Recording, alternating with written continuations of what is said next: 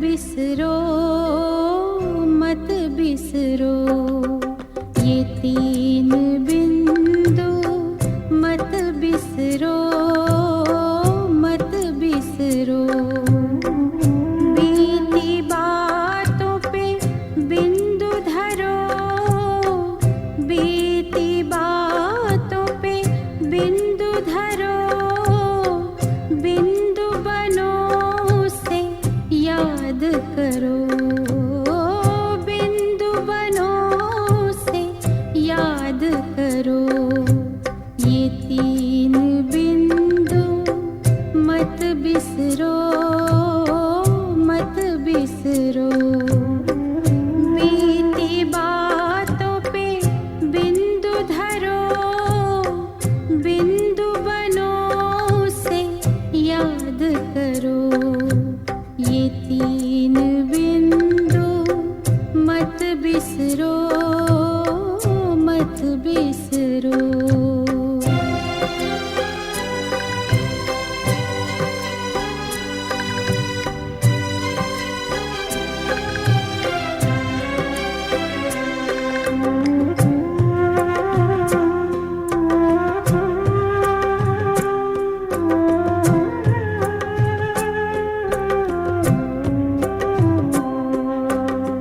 ज्योति बिंदु शिव भगवान, खुद को आत्मा बिंदु मान।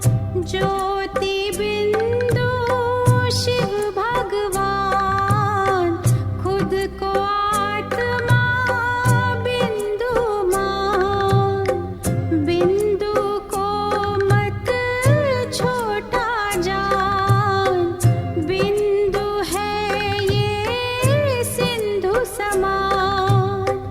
इसके सहारे भव से उतरो, इसके सहारे भव से उतरो। ये तीन बिंदु मत बिसरो मत बिसरो। ये तीन बिंदु मत बिसरो मत बिसरो।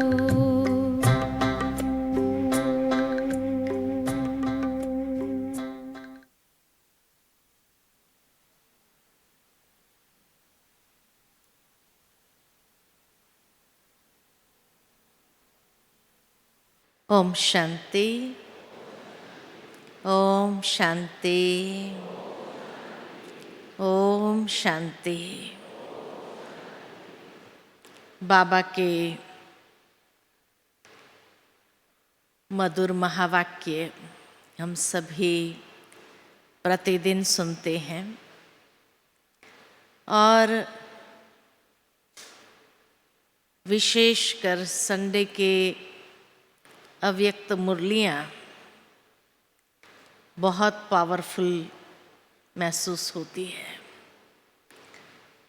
17 तारीख की जो बाबा के अव्यक्त मुरली हम सभी ने सुनी, तो उसमें बाबा ने विशेष ये बात अंडरलाइन कराई कि बच्चे, कभी भी कुछ भी हो सकता है। क्या होगा क्या होगा क्या होगा, उस विषय में न जाओ, ये संकल्प मत चलाओ, परंतु जो होगा वो अचानक होगा। लेकिन क्या हम तैयार हैं? बाबा ने बार बार ये शब्द पूछा, क्या हम तैयार हैं? समय बीच बीच में घंटी तो बजाता रहता है और कई बार बच्चे ये घंटी सुन करके थोड़े जागृत भी हो जाते हैं, लेकिन उसके बाद पुनः फिर जैसे थोड़ा शांति महसूस होती है, कि फिर आलस्य अलबेलेपन में वापस चले जाते हैं। और इसलिए बाबा हम बच्चों को सावधान करते रहते हैं। 17 तारीख के जो अव्यक्त मुरली हम सभी ने सुने, उसमें बाबा ने कहा, बच्चे आपका लक्ष्य स्पष्ट होना चाहिए। जब भी किसी से पूछते हैं तो ये तो जरूर बच्चे कहते कि हाँ हम सूर्यवंशी बनेंगे, लेकिन उस लक्ष्य के हिसाब से क्या लक्षण है, ये स्वयं में देखना है। सूर्यवंशी के लक्षण क्या बताए गए? तो सूर्यवंशी के लक्षण 2 बातें बताई बाबा ने कि सूर्य की कला कभी कम जास्ती नहीं होती है, और सूर्यवंशी माना जो सदा विजयी। तो सदा विजयी और एक रस, ये 2 लक्षण बताए बाबा ने। ये तैयारी मुझे अपने आप में करनी है कि क्या मेरी स्थिति कुछ भी हो जाए तो भी एक रस है, सदा विजयी हूं, सफलता मूर्त हूं। ये पहली तैयारी हमें अपने आप में करनी है। बाबा ने ये भी बताया कि चंद्रवंशी आत्माओं के लक्षण कभी जीत, कभी हार, कभी मेहनत, कभी सहज। तो इसीलिए बाबा कहे कि आप स्वयं में चेक करो कि मेरी स्थिति एक रस कहाँ तक बनी है, और अगर फ्लक्चुएट हो रही है तो आवश्यकता है कि मुझे उसी बात की तैयारी करनी है अपने अंदर, ताकि समय से पहले मैं अपने आप को तैयार कर सकूं। और कोई भी प्रकृति का पेपर आए, बाबा ने बार बार कहा पेपर लूं, पेपर लेंगे। और यहाँ तक बाबा ने कह दिया मधुबन वालों को मधुबन छोड़ना पड़ेगा, है ना, सेंटर वालों को सेंटर छोड़ना पड़ेगा, अपनी खटिया छोड़नी पड़ेगी, अपनी अलमारी छोड़नी पड़ेगी, सब कुछ छोड़ना पड़ेगा। भाव ये था बाबा का कि जब वो अंतिम घड़ी आएगी, दुनिया के विनाश की बात नहीं, लेकिन स्वयं की अंतिम घड़ी आएगी, तो आप उस स्थान पर नहीं होंगे जहां आप रह रहे हैं। नेचुरल है, कोई बाहर होगा, कोई कहाँ होगा, कोई कहाँ होगा, तो छोड़ना ही कहेंगे ना। ये तो नहीं सोचेंगे कि बस नहीं अभी अंतिम घड़ी कैसे आ सकती है, मेरा अंतिम घड़ी तो घर में ही होनी चाहिए, मैं घर पहुंचूं, डायरेक्शन दूं, घर परिवार वालों को मिलूं, ये करूं, हाँ अलमारी में जो चीज़ें रखी है उसको मैं ठीक ठाक करूं, उसके बाद मेरी अंतिम घड़ी आए। ये तो नहीं होगा, ऐसा तो होने वाला नहीं है। तो जो जहां भी होगा, तो मधुबन वाले भी जहां भी होंगे, बाहर सेवा पर गए होंगे, जहां भी होंगे, सेंटर वाले भी जो जहां भी होंगे। तो इसीलिए बाबा कहते हैं हर एक को अंतिम समय, जब अपनी अंतिम घड़ी आ जाए, उस समय जरूरी नहीं कि वो अपने स्थान पर ही होंगे, उनको छोड़ना पड़ेगा। और वो स्थान भी छोड़ करके ही जाना है। उस समय कोई कितना भी सोच ले कि अरे मैं ये डायरेक्शन दे के आऊं, इतना बोल करके आता था, वो टाइम भी नहीं मिलेगा। क्यों? क्योंकि बाबा ने कहा ऑर्डर इज ऑर्डर। ऑर्डर हुआ, जाने का समय आया, माना 1 सेकंड में पंछी उड़ जाएगा। तो उस समय अगर ये होगा क्या हो रहा है क्या नहीं हो रहा है, ये बाबा की मुरली जब चली थी उस समय 2000 आने वाला था और ये प्रेडिक्शन थी उस समय कि भाई सैटेलाइट कनेक्शन सारे टूट जाएंगे, कंप्यूटर क्रैश हो जाएंगे, Y2K करके वो लहर फैली थी सारे विश्व के अंदर, बाहर की दुनिया में भी और ब्राह्मणों में भी ये लहर देखने को मिली थी कि क्या होगा अभी अगर सारा ये 2000 के साल में, क्योंकि लोगों ने प्रोग्रामिंग उस तरह से कंप्यूटर में किया था तो ये सब क्रैश हो जाएगा तो क्या होगा, तो क्या होगा क्या होगा क्या होगा, ये होगा नहीं होगा, ये संकल्प बहुतों के चलते थे। तो बाबा के पास तो हर एक बच्चे का संकल्प पहुंचता ही है। तो इसलिए बाबा ने कहा कि ये सोचने के बजाय क्या आप ये सोच रहे हैं कि मेरी स्थिति कैसी है। तो बाबा ने रिजल्ट भी उसमें बता दिया था कि मेजॉरिटी की स्थिति में व्यर्थ और नेगेटिव का बोझ है। तो पहली तैयारी जो मुझे करनी है, क्या मैंने अपने मनसा को एकदम हल्का किया है, व्यर्थ और नेगेटिव से मुक्त किया है, क्योंकि यही हलचल अगर होगी और वही मेरी अंतिम घड़ी होगी तो किस गति को प्राप्त करेंगे। बाबा ने बहुत सुंदर बात कही कि कई बार आप समझते हैं मैं एकदम ठीक हूँ, मेरी अवस्था बहुत अच्छी है और कोई ऐसे संस्कार पर आपने ध्यान नहीं दिया है और अचानक उस समय वही हलचल मचना शुरू हो जाए मन के अंदर, अपनी मनसा के अंदर, वो ऐसे उभर करके आएंगे कि आप उसको ठीक करने से पहले ही उस हलचल में ही शरीर छोड़ना पड़े। तो इसीलिए बहुत काल का ये अभ्यास चाहिए कि चाहे प्रकृति का कोई पेपर हो, कोई व्यक्ति की बात हो, लेकिन वो देखते हुए सुनते हुए भी मैं उससे कितनी डिटैच्ड हूँ, कितनी न्यारी प्यारी हूँ, बाबा के प्यार में सहजता से मैं समा जाऊं।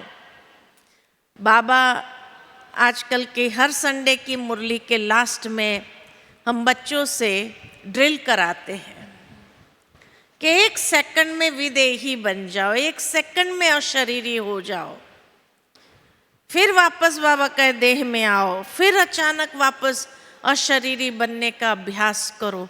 तो ये अभ्यास बाबा क्यों करा रहे हैं? बाबा का हम बच्चों से इतना प्यार है कि बाबा नहीं चाहता है कि मेरा कोई भी बच्चा हलचल में शरीर छोड़े। उस समय ये है क्या हो गया, ये संकल्प न हो, नहीं तो कौन सी गति को प्राप्त करेंगे। इसलिए पहला लक्ष्य जो बाबा ने कहा कि आप सबका पहला लक्ष्य है कि सूर्यवंशी बनना, तो ये 2 लक्षण अपने आप में चेक करो और अपनी तैयारी उस अनुसार करो। दूसरा लक्ष्य जो बाबा ने कहा उसी मुरली के अंदर कि हर बच्चे का दूसरा लक्ष्य, 2 लक्ष्य है, एक सूर्यवंशी बनने का और दूसरा लक्ष्य है बाप समान बनने का। तो बाप समान बनने के लिए भी स्वयं में देखो, क्या बाप के कदम पर कदम रख के चल रहे हैं? अमृत वेले से लेकर के रात्रि तक के लिए बाबा ने हर बात की श्रीमत हम बच्चों को दी है। तो जब हर बात की श्रीमत हमारे पास है, यानी ब्रह्मा बाबा ने उस श्रीमत रूपी कदम पर कदम रख के चले हैं, तो मुझे ब्रह्मा बाप के कदम पर कदम रख के चलना, तभी तो बाप समान बनेंगे। तो उसको भी बाबा ने इतना सूक्ष्म स्तर पर ले जा कर के कहा कि बच्चे जब आप सोचते हो, जो संकल्प उत्पन्न हुआ, उस समय देखो क्या अगर ब्रह्मा बाबा होते थे तो ऐसा संकल्प बाबा का होता था? बाबा का संकल्प कैसा होता था? जो बोल हम बोल रहे हैं, क्या ब्रह्मा बाबा ऐसा बोल निकालते थे? क्या ये कर्म ब्रह्मा बाप के समान होगा? तो ब्रह्मा बाप हमारे लिए सैंपल है, और उसके साथ अपने आप को भेंट करो, अपने संकल्प, बोल और कर्म को, और चेक करो उस अनुसार कि क्या मेरे संकल्प, बोल और कर्म ब्रह्मा बाप के समान है। तब कहेंगे कि हाँ, हम बाप समान बनते जा रहे हैं। तो अचानक के पेपर जब लेंगे बाबा ने कहा एक घड़ी पहले भी मैं नहीं बताऊंगा कि पेपर आने वाला है। ये ड्रामा का नियम ही नहीं है कि एक घड़ी पहले भी किसी को बता दे कि भाई ये पेपर अभी तेरे सामने आने वाला है। लेकिन बाबा कहे आप अपना पुरुषार्थ ऐसा करो जो आप सहजता से बाप समान बन जाओ। तीसरा लक्ष्य जो बाबा ने दिया हम बच्चों को, वह है अव्यक्त फरिश्ता बनना।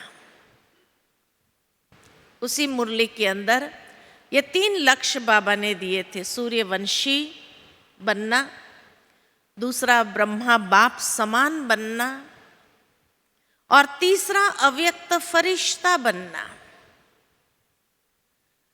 ब्रह्मा बाप समान बनने और अव्यक्त फरिश्ता बनने के लिए क्यों बाबा ने ये लक्ष्य हमारे सामने स्पष्ट रखा? ताकि सहज पुरुषार्थी हो जाए, और दूसरा अव्यक्त फरिश्ता हम बच्चों को इसलिए बनना है ताकि समय की समाप्ति बाबा हमारे द्वारा कराए। जिस तरह बाबा ने कहा कि ब्रह्मा बाबा अव्यक्त बना, क्यों अव्यक्त बना? तो उससे सेवा की रफ्तार को तीव्र गति प्राप्त हुई।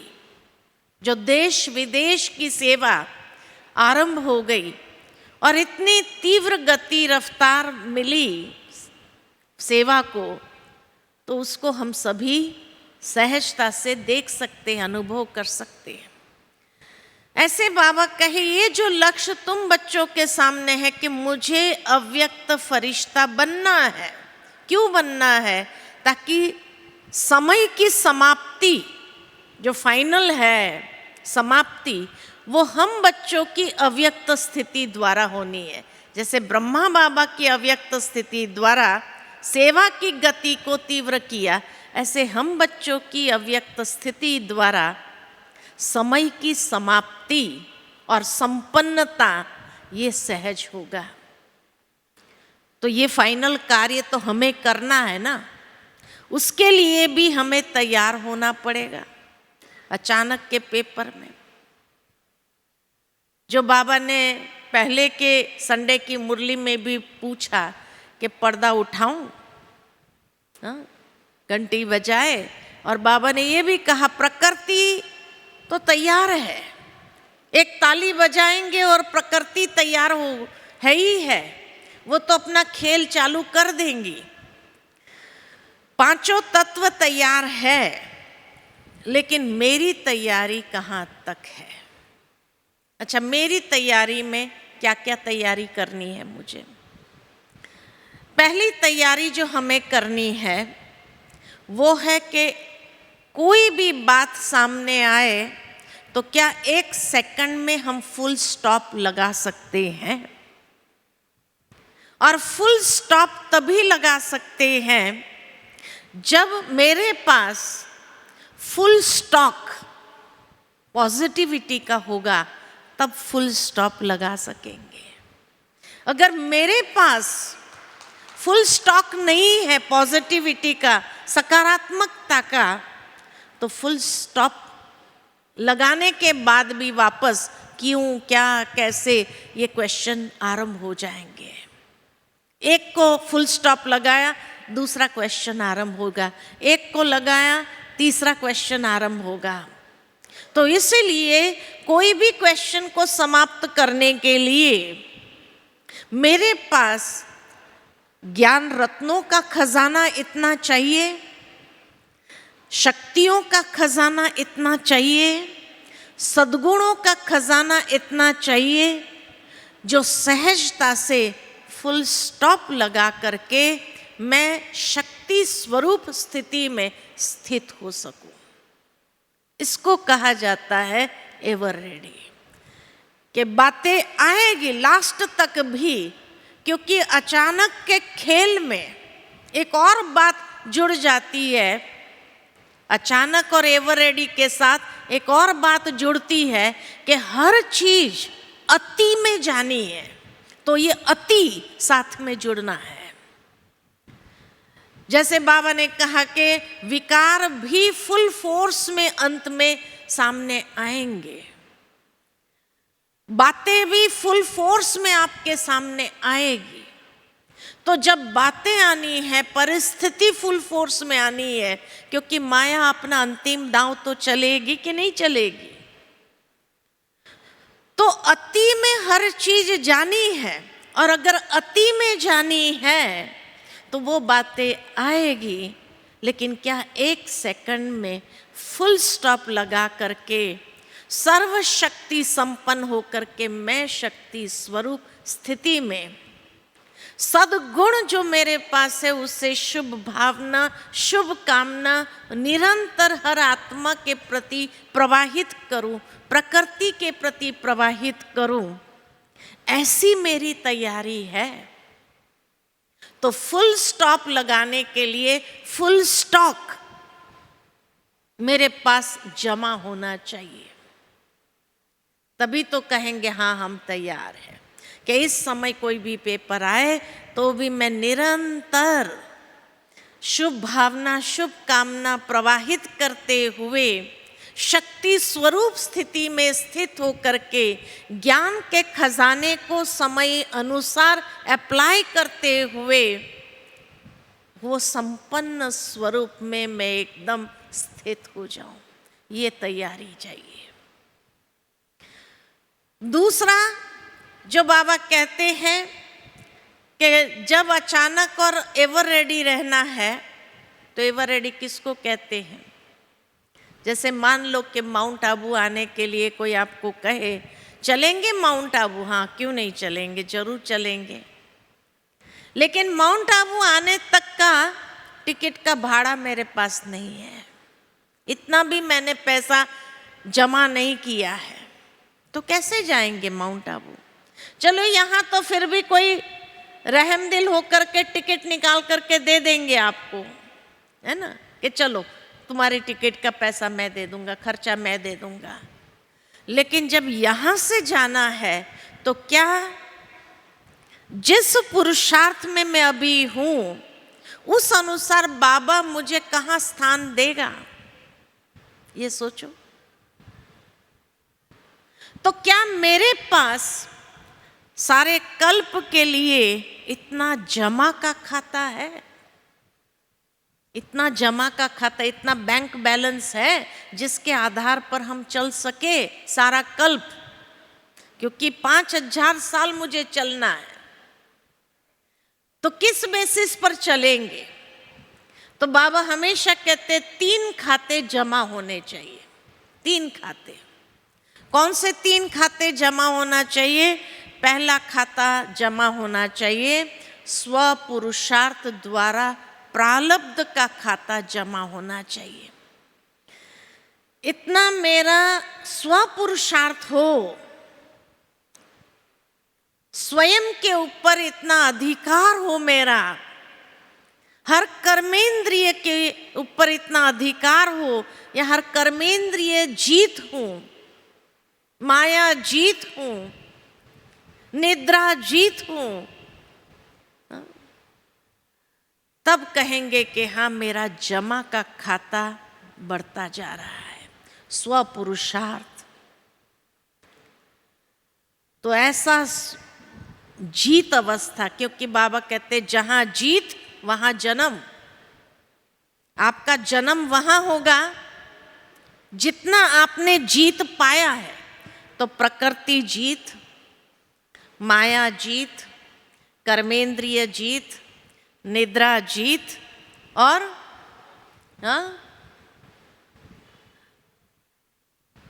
समय के ऊपर भी विजयी।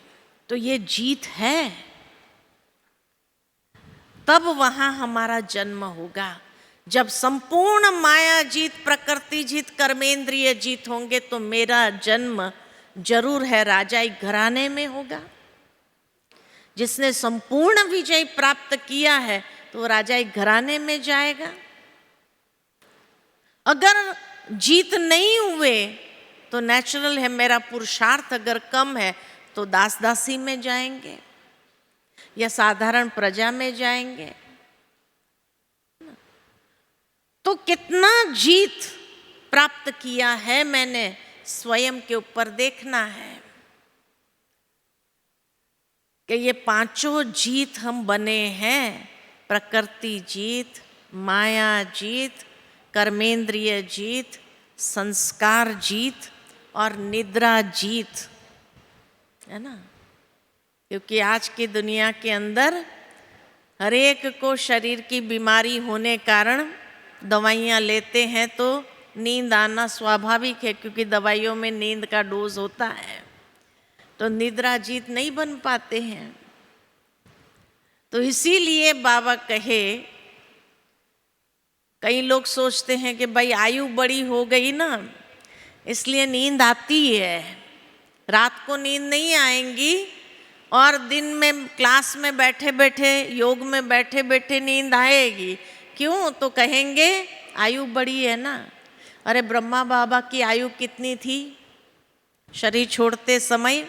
93 थे ना। तो भी बाबा, कभी बाबा का पोज ऐसा देखा?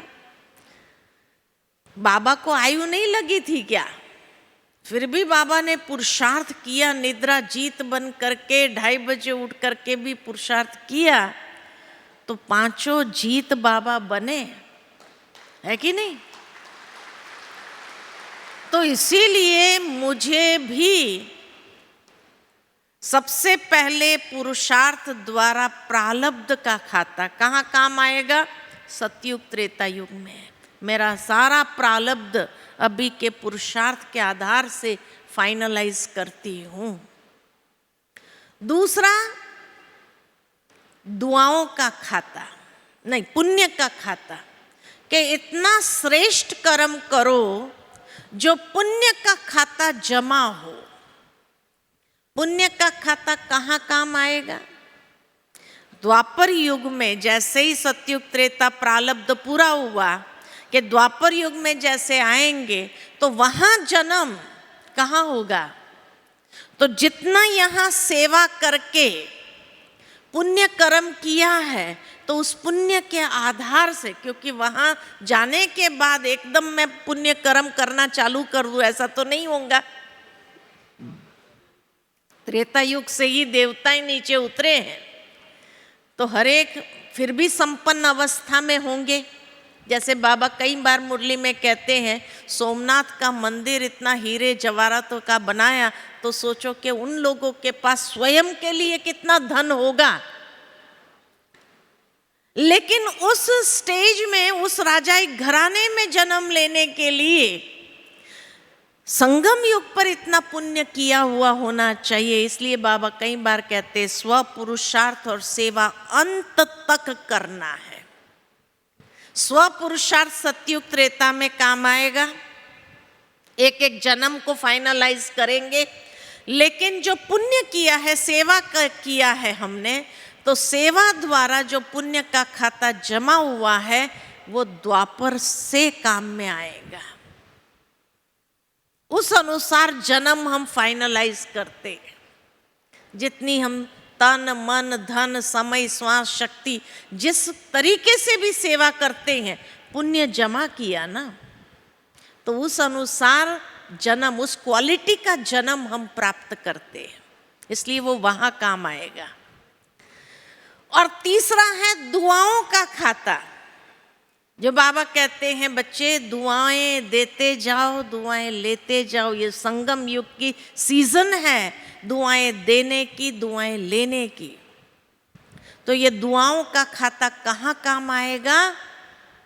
अंतिम पेपर का सामना करने के लिए। हाँ, बातें तो आएंगी, पेपर तो आएंगे, लेकिन जिसके पास दुआओं का खाता जमा बहुत है तो क्या होगा? बातें आएगी और मक्खन से बाल की तरह निकल जाएगी, हमें कष्ट नहीं पहुंचा सकती है, क्योंकि दुआएं जैसे हमारे लिए कवच हो जाएगा, और वो कवच ऐसा होगा जो हमें वो महसूसता नहीं कराएंगे। इसलिए बाबा कहते दुआएं भी खूब कमाओ। और दुआएं कैसे कमाते हैं? जब आप किसी भी आत्मा को सुख देते हैं, खुशी देते हैं, तो उसके अंदर से उस वक्त आपके लिए दुआएं ही निकलती है कि भगवान आपको सदा सुखी रखे, भगवान आपको सदा खुश रखे। ये दुआएं निकलेगी कि नहीं निकलेगी? लेकिन किसको? जिसको हमने सुख दिया है, वो आत्मा जब उस सुख की फीलिंग से दुआ देती है तब वो दुआ लगती है। इसलिए बाबा कई बार हमें स्लोगन देते हैं, बच्चे न दुख दो न दुख लो। दुख देना तो नहीं है, लेना भी नहीं है। किसी भी बात में फील नहीं करना है, आप अपने आप को डिटैच कर लो। तो उसको कहते दुआएं जमा होना। जितना आप सुख देंगे, खुशी देंगे, किसी को कोई ना कोई समय पर सहयोग देंगे, मदद करेंगे समय पर, वो अंदर से अंतर से आपको दुआ देगा। ये दुआएं अंतिम समय बहुत काम आएगी। बड़े से बड़े पेपर में भी आपको सेफ निकाल देंगी। जैसे किसी को बहुत बड़ा एक्सीडेंट होता है और अगर उसको एक खरोच तक नहीं आती है तो क्या कहते हैं? दुआओं ने उसको बचाया। होनी जो होनी थी वो होनी हुई, लेकिन वो होनी उसको नुकसान नहीं पहुंचा सकी। तो कोई पास्ट के कर्म जो है उस कारण से वो होनी फाइनलाइज हुई थी, है ना। होनी तो हमने फिक्स किया ना, क्या होना है मेरे साथ, वो होनी तो मैंने फिक्स किया है। तो वो होनी जो फिक्स किया था मैंने अपने पास्ट के कर्म से, लेकिन इस जन्म में जो दुआएं मैंने कमाई है तो वो दुआएं मेरे सामने शील्ड बन जाए। तो वो होनी आएगी, लेकिन वो होनी मुझे कष्ट नहीं दे सकती है, वो कष्ट से फ्री करेगी। आई और चली गई। इसलिए दुआएं बहुत चाहिए। तो ये 3 खाते मेरे कितना जमा है, अपने आप में देखो। ये तीनों खाते जमा है। अगर तीनों खाते भरपूर है, माना मैं एवर रेडी हूं, मेरा बैंक बैलेंस ठीक है। ठीक है, तो ये दूसरी बात। पहली बात क्या बताई? क्या करना है? हाँ, पहली बात तैयारी की कौन सी करनी है?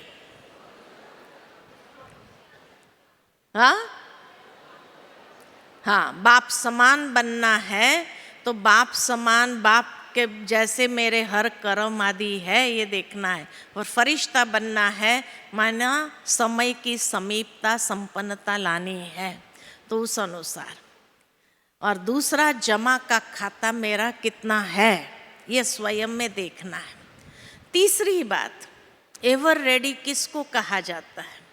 तो एवर रेडी माना नष्टो मोहा स्मृतिर्लब्धा। ये तैयारी मेरी कितनी है? जैसे गीता का 18 अध्याय का ज्ञान दिया, किस लिए? नष्टो मोहा स्मृतिर्लब्धा बनने के लिए। तो पहला मोह मेरा अपनी देह में, मेरा अपने देह में, जो बाबा ने कहा सूक्ष्म अभिमान, मैं और मेरेपन का, ये मोह मेरा कितना है। कई बार कई लोगों का अपने देह में मुझे सुरक्षित रहना है, मुझे कोई तकलीफ नहीं होनी चाहिए, तो जो स्वार्थ जिसको कहा जाता है अपने आप के प्रति, मोह के कारण वो स्वार्थ होता है, तो वो जीत बने है ना। दूसरा मोह होता है अपनी विशेषताओं से, अपने अंदर जो अच्छाई है उसके साथ, और उसका अभिमान जो बाबा कहे कई बार आता है, तो क्या मैं उसको भी प्रभु प्रसाद समझ रही हूँ? ये प्रभु प्रसाद है, ये मेरा नहीं है, ये बाबा के द्वारा मुझे सेवा अर्थ वरदान मिला हुआ है, जिस कारण से उसका अभिमान अगर दिखाना, ये भी एक प्रकार का अपनी विशेषताओं से मोह है। और तीसरा मोह देहधारियों के साथ कितना है हमारा, उससे भी स्वयं को मुक्त हो जाना है। न्यारा और प्यारा, ये नहीं कि मुझे किसी को मदद नहीं करनी है ना। बाबा का बच्चा है, उस रीति से देख करके उसको सहयोग देना। इसलिए बाबा कई बार कहते ब्राह्मणों को दान नहीं दिया जाता है, ब्राह्मणों को सहयोग देना होता है। तो ब्राह्मणों को सहयोग देना है, क्योंकि तभी तो दुआएं मिलेगी। तो इसीलिए, लेकिन मोहवश नहीं, ये मेरा है इसीलिए मैं उसको सहयोग दूं, और दूसरा मेरा नहीं है इसलिए मैं उसको सहयोग न दूं।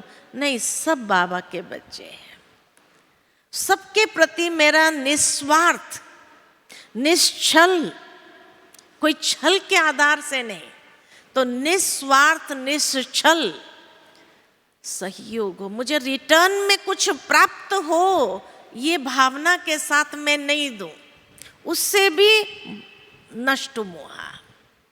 तो जब ऐसे नष्ट मोहा बनते हैं, तभी स्मृति स्वरूप सहज बन सकते हैं। और जो स्मृति स्वरूप बनता है, तो वो सहजता से हर पेपर को पार करने के लिए सक्षम बन जाता है। इसीलिए बाबा कहे एवर रेडी माना नष्टो मोहा स्मृतिर्लब्धा, या कई बार बाबा इसलिए कहते स्मृतिर्लब्धा नष्टो मोहा। पहले स्मृति स्वरूप आप बन जाएंगे। बार बार जब साकार मुरली में बाबा कहते हैं कि बच्चे स्वयं को आत्मा समझ करके मुझे याद करो, तो स्मृतिर्लब्धा नष्टो मोहा।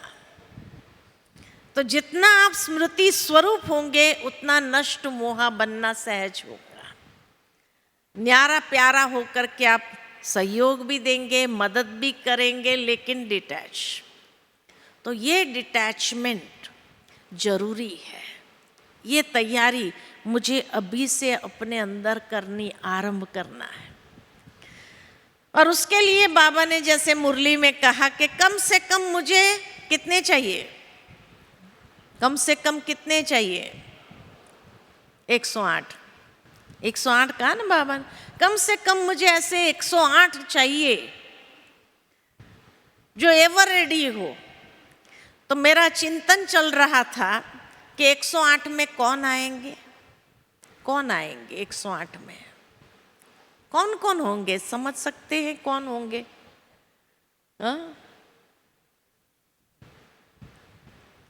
108 में जो होंगे, मैं सोच रही थी कि 108 में कौन, बाबा किसको लेंगे। तो हर एक सैंपल होगा, हर एक सैंपल होगा। 108 जो है ना, ऐसे सैंपल होंगे जो कोई भी बच्चा बहाना नहीं दे सकेगा, बाबा मेरे पास बहुत काम था इसीलिए मैं पुरुषार्थ नहीं कर सका। बाबा उस सैंपल को सामने खड़ा करेगा, देखो अगर ये कर सकता तो तुम क्यों नहीं कर सकते हो, है ना। अभी सैंपल भी कैसा कैसा होगा, तो एक छोटा बच्चा भी होगा उसमें, उस सैंपल में, कि छोटा बच्चा भी होगा। और छोटे बच्चे भी ये नहीं कह सकेंगे कि बाबा मेरे ऑर्गन्स छोटे थे इसलिए मैं पुरुषार्थ नहीं कर सका, है ना। अगर ये बच्चा कर सकता है, संपूर्ण बन सकता है, तो तुम क्यों नहीं। आजकल कई ऐसे बाबा के एडवांस पार्टी के बच्चे देखते हैं हम, कितना अच्छे से बैठते योग में, इतना अच्छे से बैठते योग में, बाबा को बहुत प्यार से याद करते हैं। देखा है ना ऐसे बच्चे, आप लोग ने भी देखा होगा कि कैसे बाबा के आजकल के बच्चे हैं। वो बच्चे भले पूर्व जन्म में बहुत उसने काफ़ी पुरुषार्थ किया है, लेकिन फिर भी जन्म लिया है तो कुछ तो बाकी होगा, संपूर्ण नहीं बना तभी तो जन्म लिया, तो बाकी का पुरुषार्थ अभी कर रहा है। तो इतना अच्छे से मुरली लिखते हैं कई बच्चे, मैंने देखा मुरली लिखते हैं बचपन, लेकिन बचपन में भी वो जब स्कूल में जाते हैं तो दूसरे बच्चों को भी ज्ञान देते जो जितना उसको आता है, कि मैं आत्मा बिंदु यहाँ रहता हूँ, शिव बाबा भी बिंदु है, इस तरह से। तो ऐसे बाबा के कई बच्चे, तो बच्चा भी सैंपल होगा। अच्छा, दूसरा मेंटली रिटार्डेड भी एक सैंपल होगा। अभी मैं गई थी द्वारका, तो वहाँ पर एक जैसे स्कूल है और साथ में हॉस्टल है मेंटली रिटार्डेड बच्चों की, मंद बुद्धि बच्चों की। अब आप समझ सकते हैं कि मंद बुद्धि बच्चे जो है ना, एक सेकंड भी कंसंट्रेशन नहीं कर सकते, एक सेकंड भी एकाग्रता से बैठ नहीं सकते, एक जगह पर हिलते रहेंगे, इधर उधर देखते रहेंगे, ऐसे ऐसे से करते रहेंगे, एक सेकंड भी शांत नहीं बैठ सकते। वहाँ अपना एक भाई है जो ये मेंटली रिटार्डेड बच्चों को ट्रेनिंग देता है। आप मानेंगे नहीं, उसके पास 35 बच्चे हैं। आज एक बच्चे को संभालना कितना मुश्किल है घर में, अगर एक मंद बुद्धि बच्चा हो तो वो 35 बच्चों को संभाल रहा है, उसकी अपनी जो हॉस्टल है वहाँ पर। और ये 35 बच्चे जो हैं उनको वो ट्रेनिंग देता है, बाबा का ज्ञान सुनाता है, योग कराता है ना। अब उसने मुझे कहा कि बहन जी मैं चाहता हूँ कि आप एक बार आओ देखने के लिए, लेकिन क्योंकि मेरा निकलने का टाइम हो गया था इसलिए मैं जा नहीं सकी। तो उसने मुझे वीडियो दिखाए मंद बुद्धि बच्चों की, और उसने कहा इनको ट्रेनिंग देते हुए अब ये बच्चे आधा घंटा योग में बैठते स्थिरता से, एकदम स्थिरता से। अच्छा, ये बच्चे कभी अमृत वेला मिस नहीं करते हैं, मंद बुद्धि बच्चे कभी अमृत वेला मिस नहीं करते हैं। जो 5 मिनट तो क्या 1 मिनट शांति से बैठ नहीं सकते, हिलते रहते, इधर उधर देखते रहते, ये अगर आधा घंटा बैठे योग में।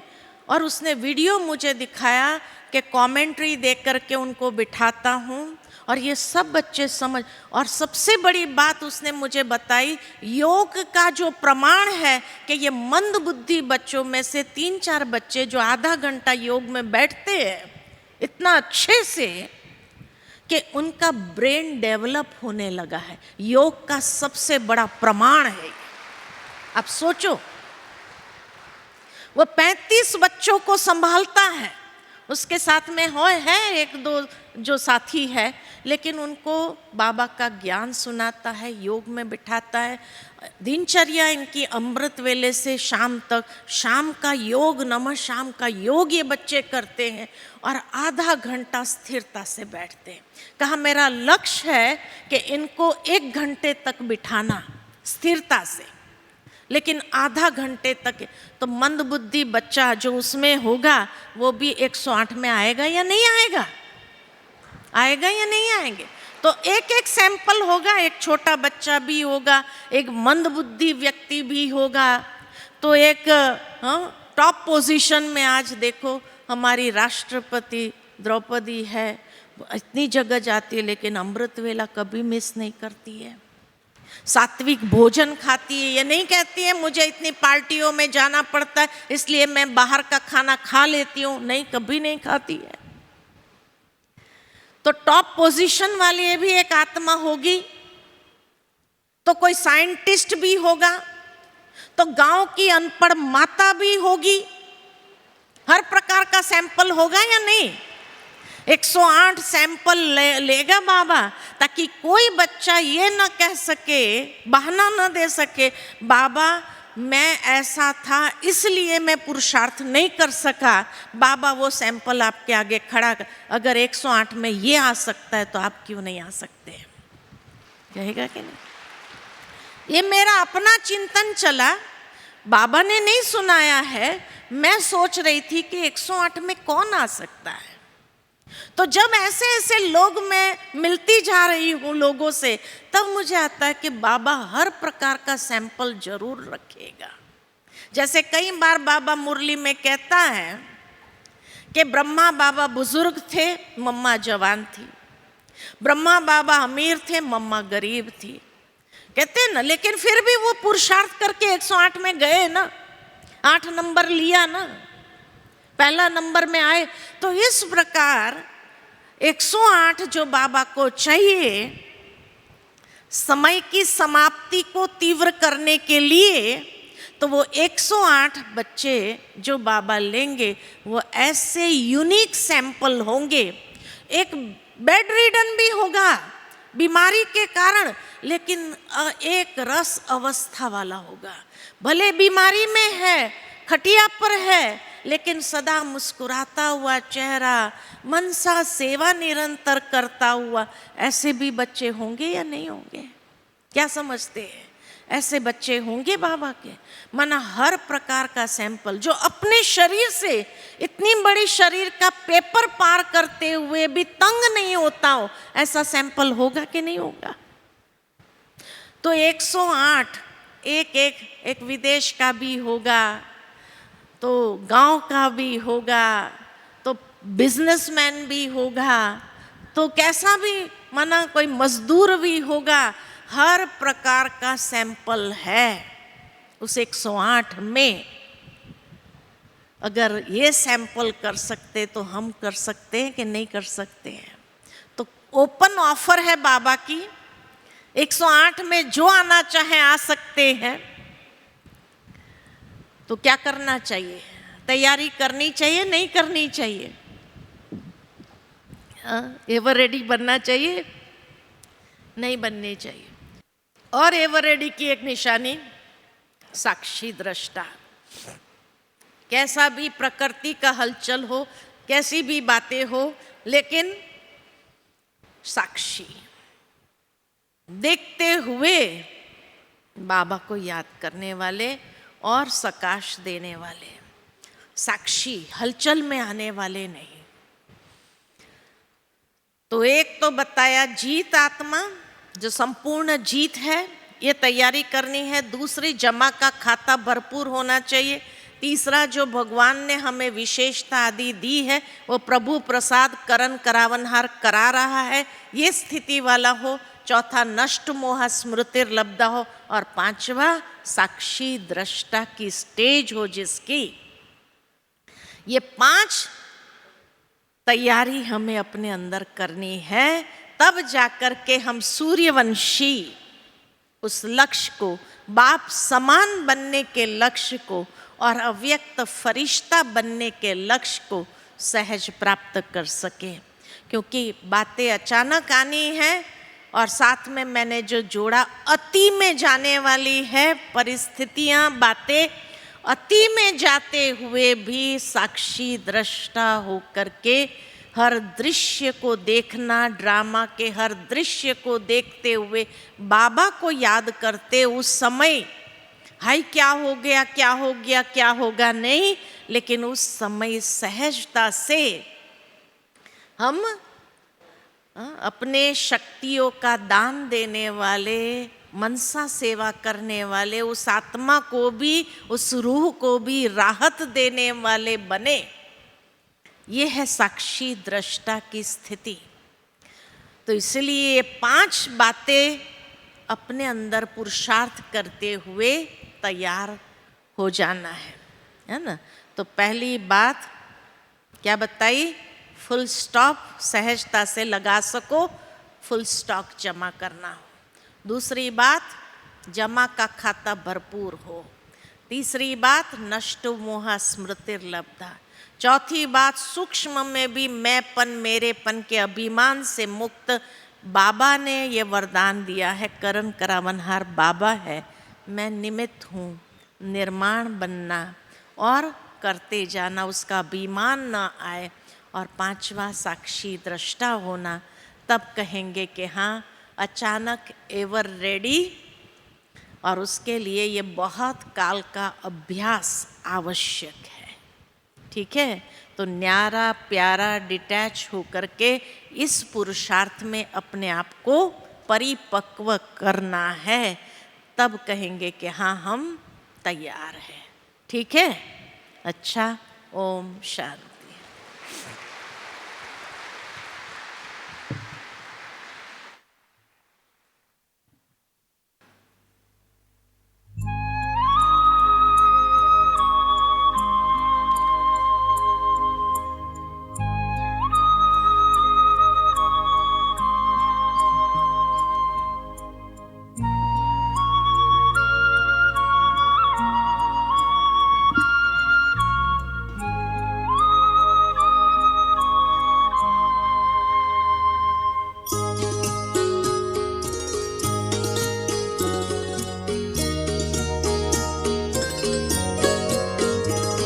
खिला है मन का चमन हमारे, मिला है माली आप सा। खिला है मन का चमन हमारे, मिला है माली आप सा। प्यारे प्रभु कोई कहाँ हमारा आप सा। खिला है मन का चमन हमारे, मिला है माली आप सा।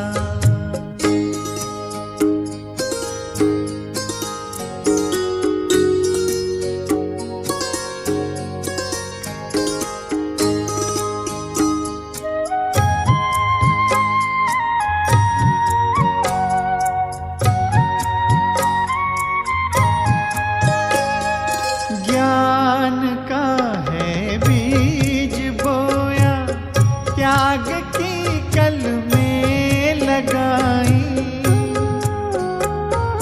ज्ञान का है बीज बोया, त्याग की कल में लगाई। बिखरा है वैराग्य सौरभ, तप की जब बेलें उगाई। बन गया जीवन तपोवन, बागबां मिला है आप सा। प्यारे प्रभु कोई कहाँ हमारा आप सा। खिला